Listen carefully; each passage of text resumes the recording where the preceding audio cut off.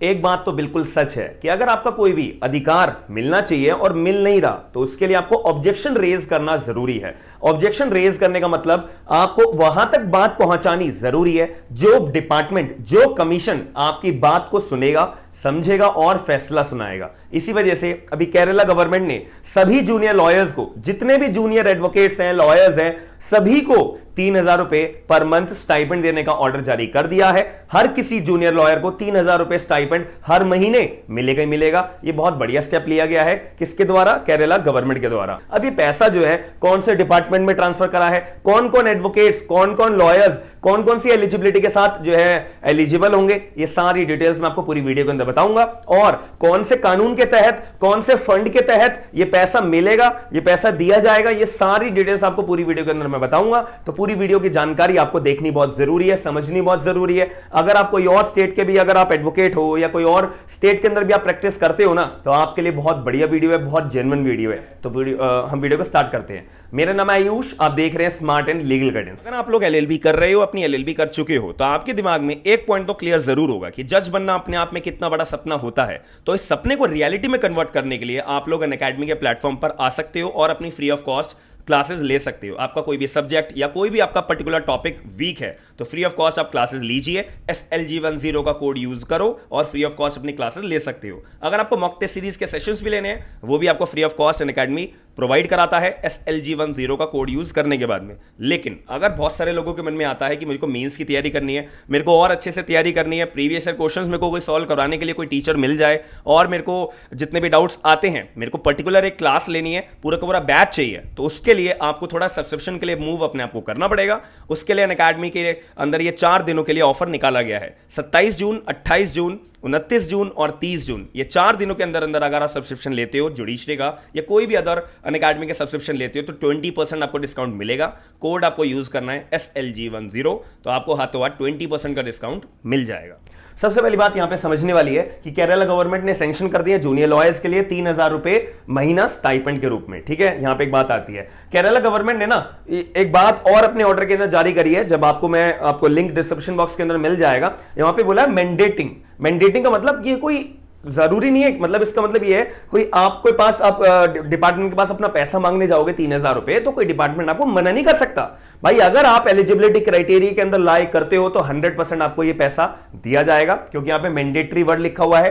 Monthly stipend 3,000 रुपए का जितने भी पूरे केरला स्टेट के अंदर जितने भी एडवोकेट्स कोई भी डिस्ट्रिक्ट कोर्ट के अंदर कोई भी कहीं पे भी अगर कोई एडवोकेट अपना प्रैक्टिस कर रहा है केरला के अंदर, सभी को 3,000 रुपए महीना दिया जाएगा, पहली बात। और अब एलिजिबिलिटी की बात आ जाती है कि भाई कौन कौन से एडवोकेट्स को जो है ये पैसा मिलेगा हर महीने। यहां पे आपकी उम्र पहली बात 30 साल से कम होनी चाहिए, जब भी आप लोग हकदार होंगे ये स्टाइपेंड पाने के लिए। दूसरी बात, आपका जो प्रैक्टिसिंग पीरियड है ना, कि भाई मान लेते हैं कि मैं 28 साल का हूं, 28 साल में मैंने अपनी LLB पूरी करी, मैंने अपना स्टेट बार काउंसिल में एज एन एडवोकेट एनरोल कराया और मेरी जो प्रैक्टिसिंग, मैं तो अभी फ्रेशर हूं ना, तो यहां पे बात लिखी हुई है कि 3 साल से कम आपकी प्रैक्टिसिंग एज एन एडवोकेट का पीरियड होना चाहिए।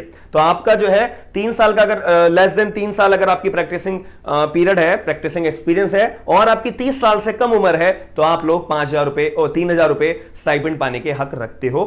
ये जो है केरला स्टेट गवर्नमेंट ने अपना पर्टिकुलर नोटिस जारी कर दिया है। साथ ही में याद रखिएगा कि below 30 years and less than 3 years of practice, साथ में आपकी जो एनुअल इनकम है ना वो 1 लाख रुपए से कम होनी चाहिए, तभी आप लोग जो है हकदार होंगे ये पर्टिकुलर 3,000 रुपए स्टाइपेंड पाने के लिए। तो ये 3 बात आपको याद रखनी है। 30 साल से कम उम्र, 3 साल से कम प्रैक्टिसिंग पीरियड होना चाहिए एज एन एडवोकेट का, और less than 1 lakh rupees annual income आपकी होनी चाहिए। और ये जो लेस देन 1 लाख रुपीज का जो एनुअल इनकम का ये जो पर्टिकुलर एलिजिबिलिटी है ना, ये उन कैंडिडेट्स के ऊपर, उन लोगों के ऊपर लागू नहीं होगी जो लोग बिलोंग करते हैं अपना शेड्यूल कास्ट से, शेड्यूल ट्राइब से। तो शेड्यूल कास्ट और शेड्यूल ट्राइब्स वाले जितने भी लोग हैं, जितने भी कैंडिडेट्स हैं, जितने भी एडवोकेट्स हैं, उनको एक ये बेनिफिट दिया है कि भाई अगर आप 1 लाख रुपए से कम है आपकी अगर इनकम और यहां पर, या फिर ज्यादा भी है, अगर आपकी 30 साल से कम है उम्र और आपका प्रैक्टिसिंग एज एन एडवोकेट का एक्सपीरियंस 3 साल से कम है और आपकी एनुअल इनकम 1 लाख रुपए है, नहीं है,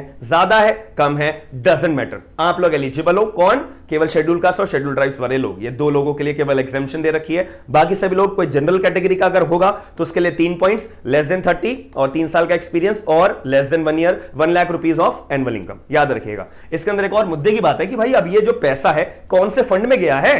केरला सरकार ने पैसा ट्रांसफर तो कर दिया, ये सभी एडवोकेट्स को 3000 रुपए स्टाइपेंड देने के लिए, कहां पे ट्रांसफर करा है? पहली बात, केरला एडवोकेट स्टाइपेंड रूल्स 2021, ये स्टेट बार काउंसिल ने एक अपना रूल्स बनाए थे 2021 के अंदर कि कैसे कैसे हम पैसे को देंगे अगर राज्य सरकार जो है हमारी बात को, हमारी मांग को मान लेती है। यानी कि केरला स्टेट बार काउंसिल ने जो है प्रपोजल किसको दिया था? राज्य सरकार को दिया था। यहां पे स्टाइपेंड जो है, और इसके अंदर लिखा हुआ भी था कि भाई स्टाइपेंड जो है लॉयर्स को दिया जाएगा, वो डिसबर्स करा जाएगा एडवोकेट वेलफेयर फंड के तहत बाय द ट्रस्टी कमेटी। यानी कि एक एडवोकेट वेलफेयर फंड जो है स्टेट बार काउंसिल ने अपना बना दिया और उसको मैनेज करने के लिए एक ट्रस्टी कमेटी बना दी, उसको मैनेज करने के लिए वेलफेयर फंड को ट्रस्टी कमेटी बना दी, और जो ट्रस्टी कमेटी है वो एडवोकेट वेलफेयर फंड में से पैसा लेगी और एडवोकेट के जो है बैंक अकाउंट में ट्रांसफर करती रहेगी। हर किसी एडवोकेट के लिए जो भी एप्लीकेंट आएगा, मेरे को 3000 रुपए चाहिए, मैं एलिजिबिलिटी क्राइटेरिया फॉलो करता हूं, तो ट्रस्टी कमेटी के पास आपको जाना पड़ेगा।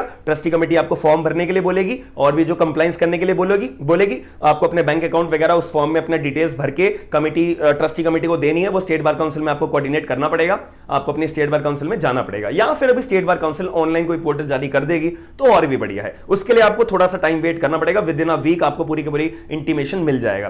तो यहां पे ट्रस्टी कमेटी के ऊपर पूरा जिम्मेदारी दे दी है कि भाई ट्रस्टी कमेटी आपको हर किसी एडवोकेट के बैंक अकाउंट के अंदर 3-3 हजार रुपए एज एन एडवोकेट उनके डालने पड़ेंगे अगर वो एलिजिबिलिटी क्राइटेरिया को पालन करते हैं तो यहां पे जो और यहां पे एक और बात है, सेक्शन नंबर 9 है हमारा, Kerala advocate welfare fund act 1980 के तहत भी एक बात लिखी हुई है। आपके दिमाग में एक डाउट आ रहा होगा, यार ये ट्रस्टी कमेटी क्यों बनाई है? ये ट्रस्टी कमेटी का भी एक कानून है, ट्रस्टी कमेटी का बनाने का भी एक तरीके से प्रोविजन है। Section number 9 Kerala advocate welfare fund act 1980 के तहत यहां पे लिखा हुआ है कि जो भी एडवोकेट वेलफेयर फंड के अंदर पैसा होगा और अगर किसी एडवोकेट को वो पैसे की जरूरत होगी तो वो जो पैसा है एडवोकेट वेलफेयर फंड में से निकालने का और ट्रांसफर करने का पैसे की जिम्मेदारी किसकी होगी? Trustee committee. तो ऐसा पैसा आदान प्रदान करने के लिए ट्रस्टी कमेटी का होना बहुत जरूरी है। यह बात भी section number 9 of Kerala advocate welfare fund act 1980 के अंदर बात ये लिखी हुई थी। तो इस पर्टिकुलर सेक्शन नंबर 9 के तहत ट्रस्टी कमेटी का गठन हुआ है जो पैसे जो है ट्रांसफर करा करेगी। तो मैंने आपको सारी डिटेल्स दे दी है, एलिजिबिलिटी क्राइटेरिया के बारे में बता दिया है, और भी आपको पूरी डिटेल जाननी है वही सारी की सारी डिटेल्स जो मैंने आपको बताई है लिंक डिस्क्रिप्शन बॉक्स के अंदर है। और अगर आपको ये वीडियो पसंद आई है तो वीडियो को लाइक जरूर करिएगा। और अगर आप लोग चाहते हो कि आपकी पर्टिकुलर स्टेट में जिस भी स्टेट में आप जो है प्रैक्टिस कर रहे हो, आपकी स्टेट में भी ऐसा डिसीजन जल्दी से जल्दी क्विक तरीके से राज्य सरकार के द्वारा लिया जाना चाहिए, तो कमेंट बॉक्स के अंदर बताइएगा कि आप कौन से स्टेट के अंदर प्रैक्टिस करते हो और आपकी पर्टिकुलर स्टेट में, आपके पर्टिकुलर डिस्ट्रिक्ट के अंदर कितना कैसा हाल है एडवोकेट्स का? अच्छा हाल है, वेल्दी है और फाइनेंशियली सारे के सारे एडवोकेट्स स्टेबल हैं, और सारे के सारे एडवोकेट्स जो है स्टेबल नहीं है, कितने स्टेबल हैं, आपने कितना आपका पर्सनल एक्सपीरियंस है, सारी चीजें कमेंट बॉक्स के अंदर जरूर बताना। कौन सी स्टेट से बिलोंग करते हो, आपकी स्टेट में स्टेट बार काउंसिल का ऐसा फैसला लेना चाहिए, स्टेट गवर्नमेंट का ऐसा फैसला लेना चाहिए या नहीं, सारी डिटेल्स मुझे कमेंट बॉक्स के अंदर जरूर बताइएगा। और फाइनली आप वीडियो शेयर करके लोगों को बताइएगा और मेरे चैनल को सब्सक्राइब जरूर करिएगा, जिससे कि मैं आपको ऐसी लेटेस्ट अपडेट्स लेकर आपको बता सकूं। तो मिलते हैं नेक्स्ट वीडियो के अंदर। थैंक यू, धन्यवाद।